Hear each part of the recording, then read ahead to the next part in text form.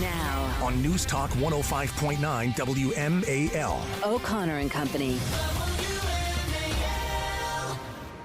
Oh, I love this song, Julie.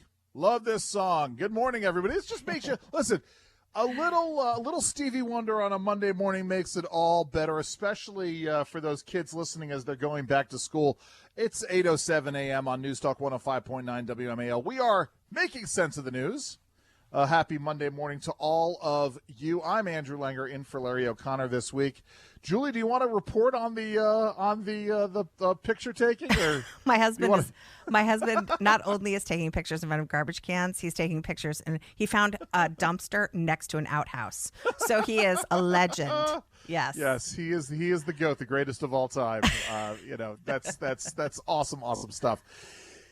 So listen, it is back to school time. We need to take it back and get a little serious because there is serious stuff going on. We're being joined right now by Eric Baxter. He is the Vice President and Senior Counsel at the Becket Fund for Religious Liberty. And Eric, as I've been talking this morning, I've been saying that the number one tip that I have for parents going back to school is they have to pay attention. They have to look at what their kids are learning. There has to be an active participation by the parents. Am I right or am I wrong here? That's absolutely right. Parents really need to know what's going on at school when they turn their kids into the schoolhouse doors. Yes. Yeah. So, I mean, it's a situation in which right now you guys are working with the folks in Maryland. We've got this opt-out situation. And let's explain. So it should be a basic principle in American public education that if you send your kids to public schools, which is your right, the left says it's your right to go and have this kind of an education, you should also have the further right to opt in and out of things that don't jibe with your religious upbringing. We have a First Amendment in America. The First Amendment says that essentially the state can't force religion down your throats, or the state can't sponsor a religion.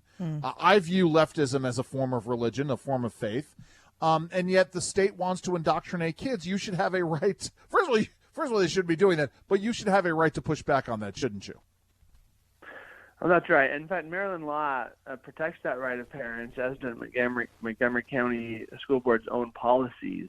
But the problem that we're dealing with is that the school board is not following its own policies or the state law. I'm curious about this judge. Can you give us any sort of information on this judge? Has he made similar rulings? Is he sort of not friendly to religious causes? I think a lot of us were pretty shocked. This is a clear case of parent rights. And so I'm wondering if you can give us a little bit of information on that judge. This is a federal judge. We're in federal court. She's fairly new on the bench, and she was thoughtful. She was very thorough. The judge just got it wrong. It's when you drop your kids out of school, you don't give up your right. What parents are asking for is the right to just opt their kids out of classes where there's material that would violate their religious beliefs. The school board's been allowing that for the last year. In fact, they made public statements as recently as March 22nd that they would respect the right of their kids out of the books that the parents are objecting to. But on the next day, on March 23rd, said earlier into. Oh, we're having a little Eric, trouble. I think we're gonna have to leave it there. Well, listen, we wish you all the best of luck on this. The Becket Fund does tremendous work. So thank you so very much for joining us today. Yeah, I think we lost him. I think we lost him. Go ahead, Julie. No, but it is really interesting. How and we'll be watching this. We'll be covering this. But I this is the thing, Andrew. I feel so bad for. The bottom line is school has started. Yes. This judge's order is in place, and right now there are parents that are sending their kids to these Maryland schools. Right. They cannot opt their kids out, and they have got to be worried to death. And look, we know some of these parents are going to react by saying, I'm pulling my kid out, right? I'm going to homeschool, or I'm going to send him to another, I'm going to get involved in a co-op. But we know there are an awful lot of parents who can't and who feel very stuck. And we can disagree with that because I think you can. But who feel stuck and right now are going to have to endure this until the appeals process happens. Right. And as we were just been talking about, with the situation down in TJ, Thomas Jefferson High School, these court cases take years. It takes years. And this is it's not as though, right? It's not as though we're just talking about prayer in school, or we're talking about some bare bones issue. We're sort of getting into the nitty gritty here, which is, as you pointed out earlier, kids as young as kindergarten age being taught about very adult sexual practices and adult sexual topics and terms. And a parent should have. But they are also being told that there is no such thing as a boy and girl. Right. That there is that is not a binary. That you can choose, and and you can soon get on medication and have surgery and decide. These kinds of putting the seed of doubt in these poor children. This stuff, sex in general, does not belong in front of a 3 or 4 year old, and they 100%. The Democrats are pushing so hard on this, wanting to put this kind of smut and inappropriate and pornography in our schools. There's and sadly the courts are the only way that people have found they can bring a stop to this, and like you said, it takes forever. Takes forever. Have you seen this video that's been circulating over the weekend of a kid being given hormone replacement therapy? And it's go and Google this, guys. It's out there, or search for it on Twitter, because I'm still calling it Twitter. I'm not going to call it X. But the point is that it looks like the worst kind of torture.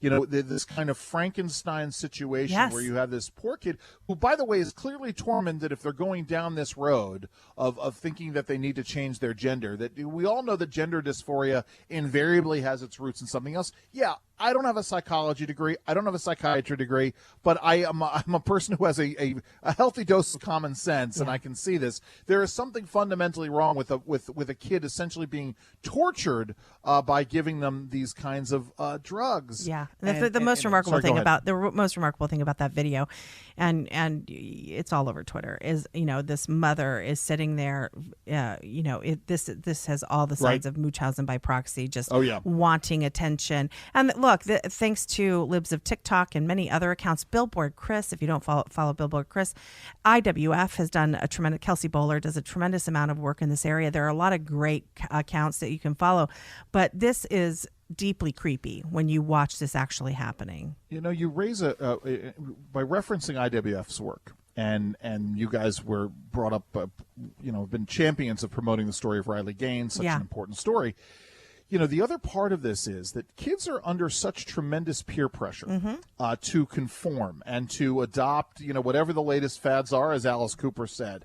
And so you get a kid who starts getting indoctrinated 3 and 4 years old. They're taught to respect their teachers or respect what their teacher is telling them.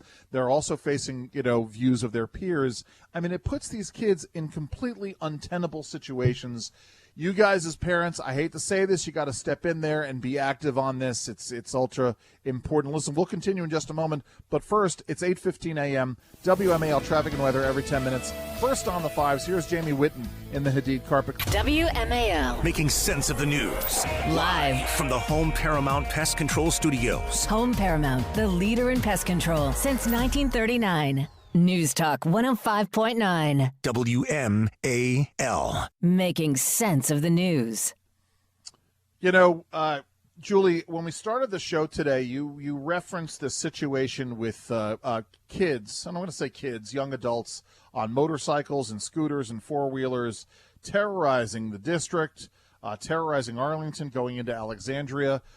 This is something that I used to see in Baltimore when I did radio in Baltimore for many years. Crime is going up everywhere. Yeah. The common denominator is funny. I did a show out of Baltimore a couple of weeks ago, and one of the leftist pundits on the show was like, well, crime's going up everywhere. It's not just a Baltimore problem. And I'm like, well, the common denominator is the Democratic political machines that are in charge of these cities who don't recognize it. And I'm going to use an aphorism I don't use very often on these airwaves. I used to say the most well-intentioned policies bump up against very real realities. My dad simplified it for me. He said, Andrew, there are many roads to utopia. All, however, must traverse the surface of the earth. And he was absolutely correct, right? Is that, we have these policies. Listen, let's set aside motive for a minute. Let's say that these Democrats have the best of intentions in mind, whether it's the no pursuit policies in D.C. or the no prosecute policies or no bail or whatever. Let's say it's the best of intent. The problem is, of course, that it bumps up against the very real reality.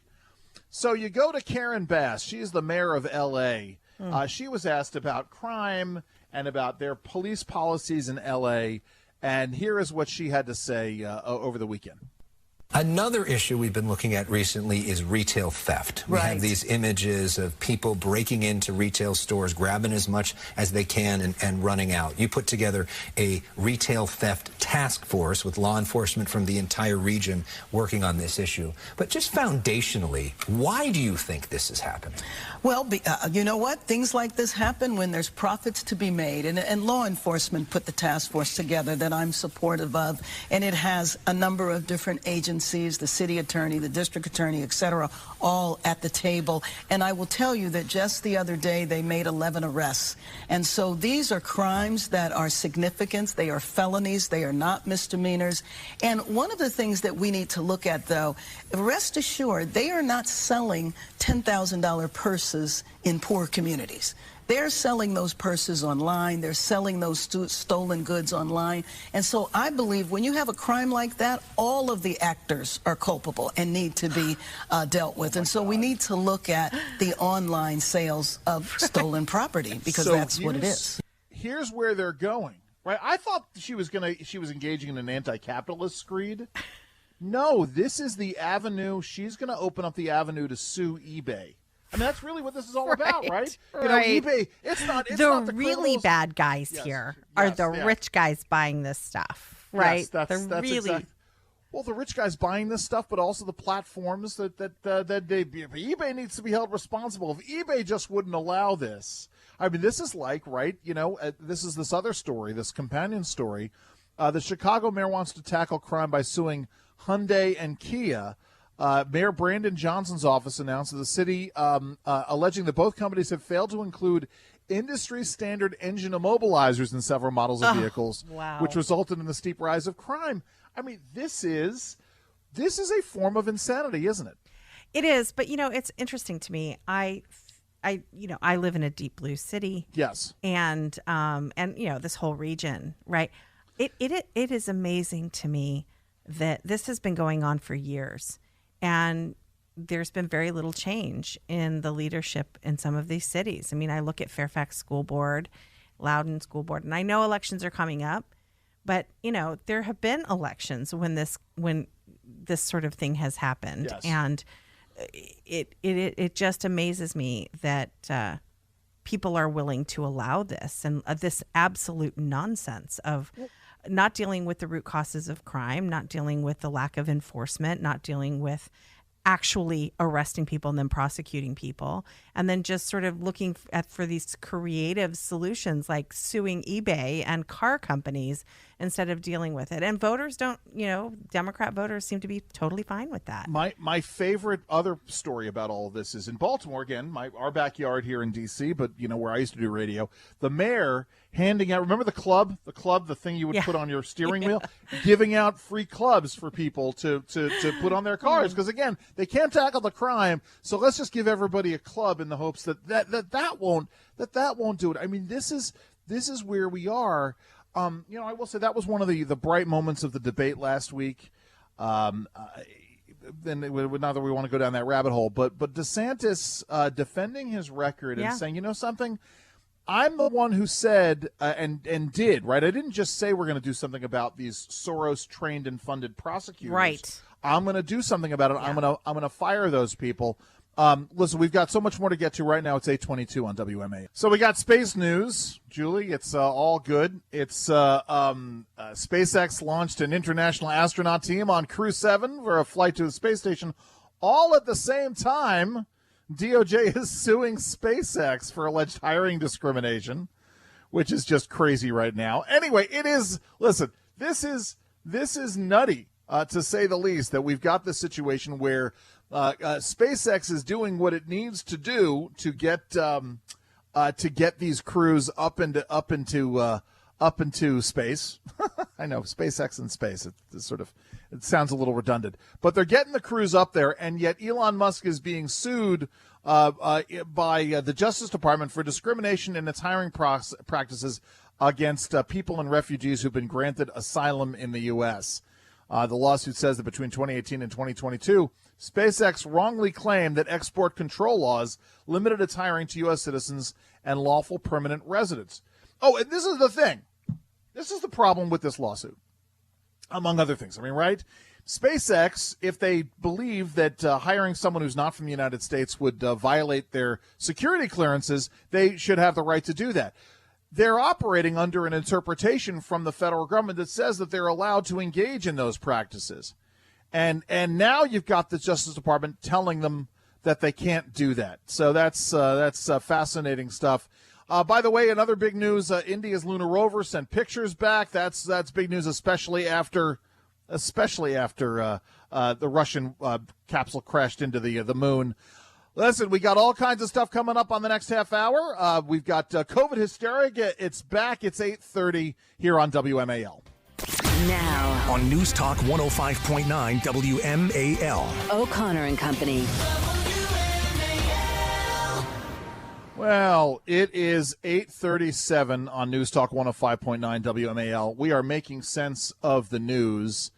And I got to tell you, Julie, I know it's the end of summer, but this is a song, Dance Hall Days by Wang Chung, is a summer song for me. It always makes me think of the summer. So thank you, Michael, for playing this. Good Monday morning to one and all. I know it's the end of it is.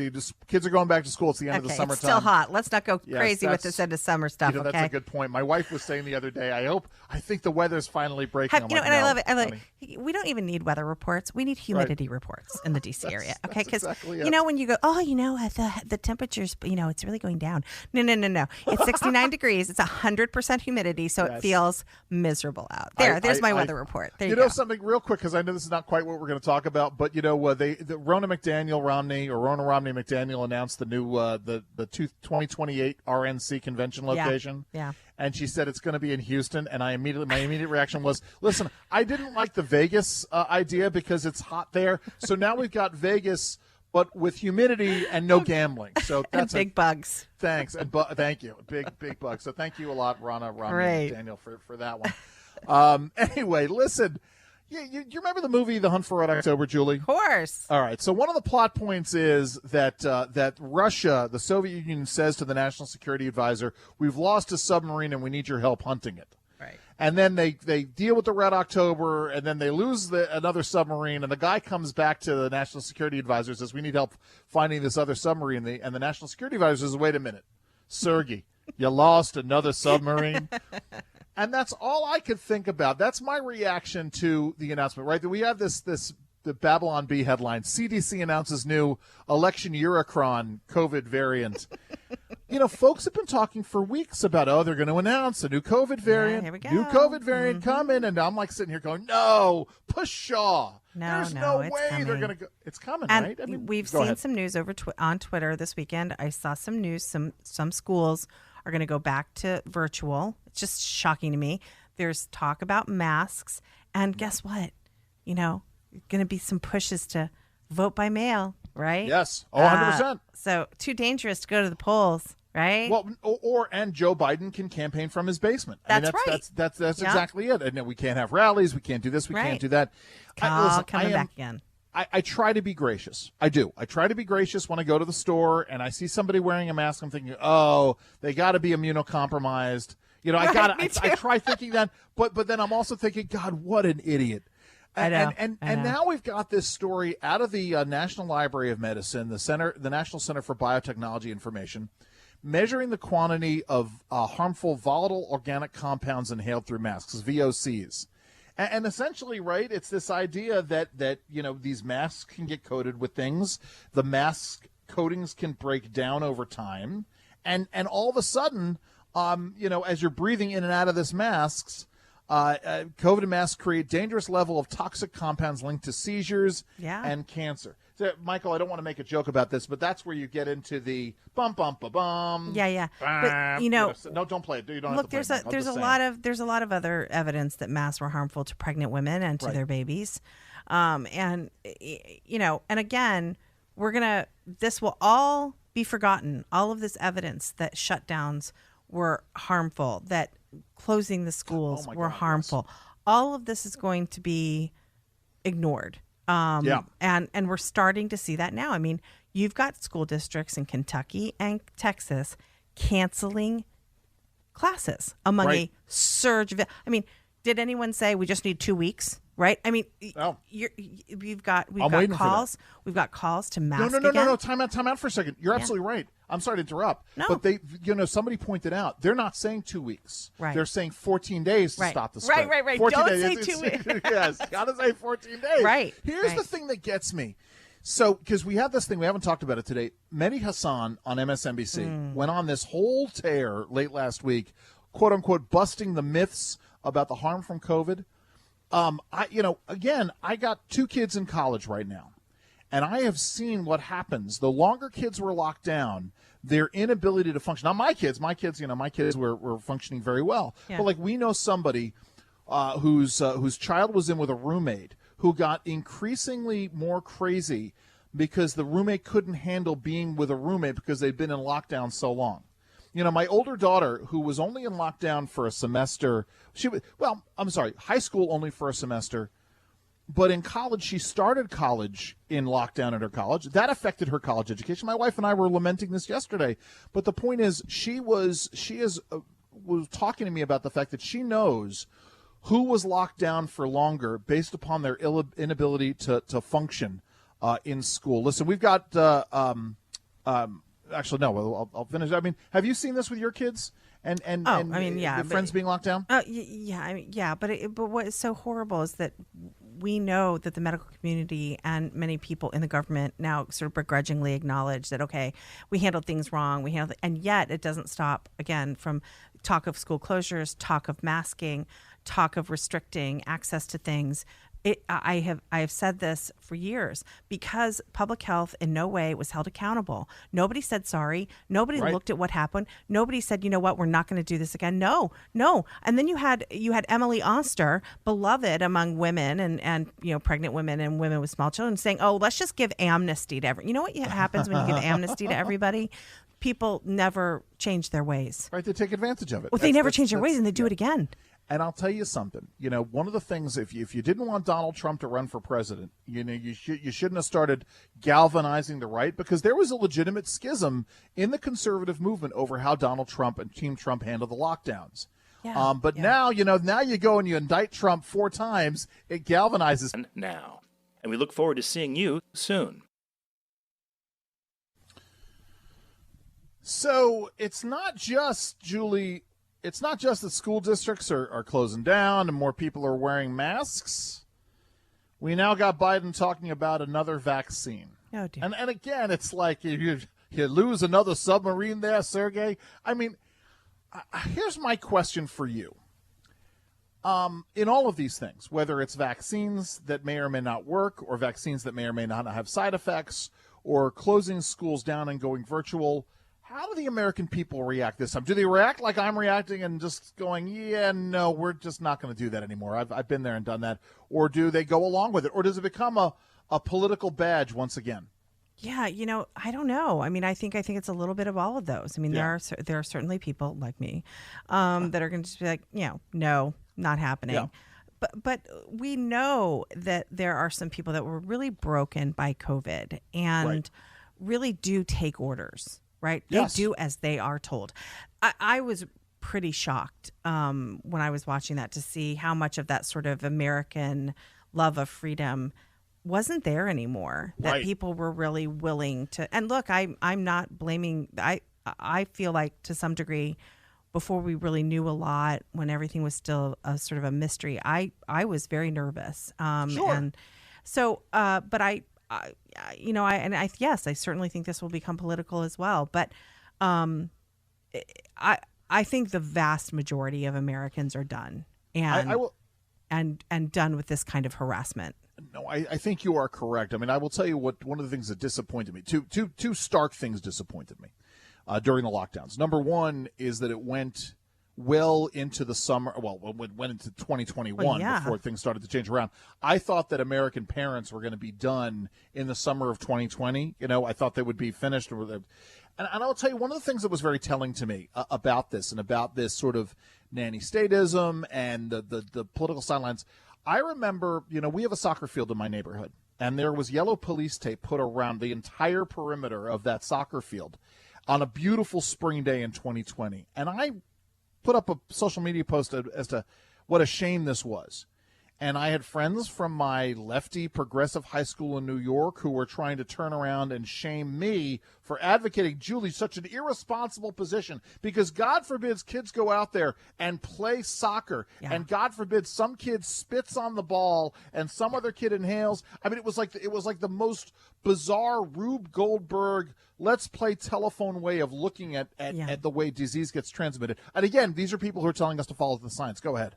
Yeah, no, I think people are, by and large, in this country, really done with this. And one thing I think that is good is I don't think the bullying is going to work as well, and the intimidation and the sort of like, you're a granny killer, and you should do the responsible thing and put on a mask in order to save the one person who has some sort of vulnerability. I don't think that's going to work as well.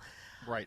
But I am disgusted that certain school districts in this country are going down this route when we know just how harmful it is, when we know how harmful masking is. It really does disgust me. I think we will see examples of this. I think hospitals will reemploy some of these COVID policies, some of which have never been dropped. Okay. Right. Hospitals love that big groups of people can't come into hospitals now.